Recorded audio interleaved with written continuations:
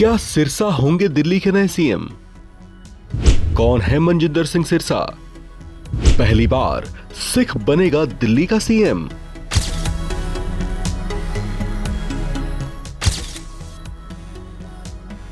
दिल्ली विधानसभा चुनाव में भारतीय जनता पार्टी ने प्रचंड जीत दर्ज कर अपना दम दिखा दिया है।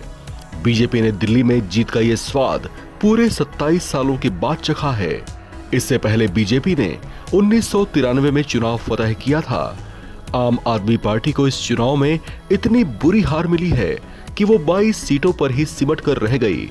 खुद अरविंद केजरीवाल, मनीष सिसोदिया और सौरभ भारद्वाज भी अपनी अपनी सीटों से हार गए हैं। चुनाव में 70 में से 48 सीटें जीतने वाली बीजेपी जश्न में डूबी हुई है। अब सरकार गठन की तैयारी है। हालांकि संशय इस बात पर है कि दिल्ली में मुख्यमंत्री पद के सिंहासन पर कौन विराजमान होने वाला है।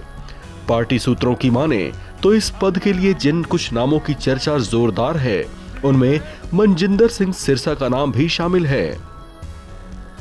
मनजिंदर सिंह सिरसा एक सिख चेहरा हैं।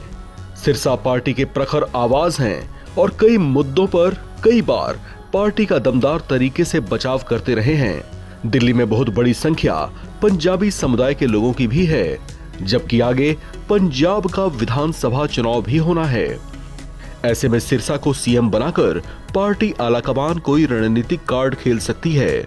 उन्हें पार्टी ने राजौरी गार्डन से उम्मीदवार बनाया था, जहां उन्होंने आम आदमी पार्टी की धनवती चंदेला को हरा दिया है। हाल फिलहाल सिरसा बीजेपी के राष्ट्रीय सचिव की जिम्मेदारी भी संभाल रहे हैं। राजनीति में ठीक ठाक समय गुजार चुके मनजिंदर सिंह सिरसा साल 2007 में पहली बार दिल्ली नगर निगम का चुनाव अकाली दल के टिकट पर लड़कर राजनीति में उतरे थे। साल 2013 में पहली बार वे विधानसभा का चुनाव जीते थे। उस समय वे अकाली दल के नेता हुआ करते थे और उसी की टिकट पर पहली बार विधायक भी बने थे। इनकी पॉपुलैरिटी ऐसी रही है कि 2017 के उपचुनाव में भी उन्होंने जीत हासिल कर अपना दम दिखा दिया था।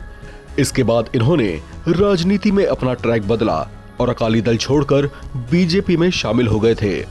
इस तरह से साल 2019 से वे भारतीय जनता पार्टी के साथ हैं। सिरसा के निर्वाचन क्षेत्र में पेयजल, गंदी सड़कें और कूड़ा प्रमुख मुद्दे रहे हैं, जिन पर इन्होंने जमकर काम किया, जिसका जनता ने इनको प्रसाद भी दे दिया है। मनजिंदर सिंह सिरसा एक प्रभावी नेता हैं और सिख समुदाय के बीच भी इनकी गहरी पैठ रही है। ये डीएसजीपीसी या दिल्ली सिख गुरुद्वारा प्रबंधक समिति के अध्यक्ष भी रह चुके हैं। एक राजनेता होने के अलावा सिरसा की चर्चा इनकी संपत्तियों के कारण भी रही है। इन्होंने चुनावी हलफनामे में अपनी कुल 248.85 करोड़ की संपत्ति घोषित की थी। इस तरह से इनका नाम इस बार के चुनाव में कुछ सबसे रिचेस्ट कैंडिडेट के तौर पर भी चर्चाओं में रहा। इन्हें मुख्यमंत्री बनाए जाने की चर्चाओं के पीछे जो फैक्टर गिराए गए हैं, वो आगे बीजेपी के लिए रणनीतिक तौर से कारगर साबित हो सकते हैं। हालांकि अभी पार्टी ने इस संबंध में कोई औपचारिक घोषणा नहीं की है, लेकिन माना जा रहा है कि पार्टी जल्द ही इस सस्पेंस से पर्दा उठा देगी।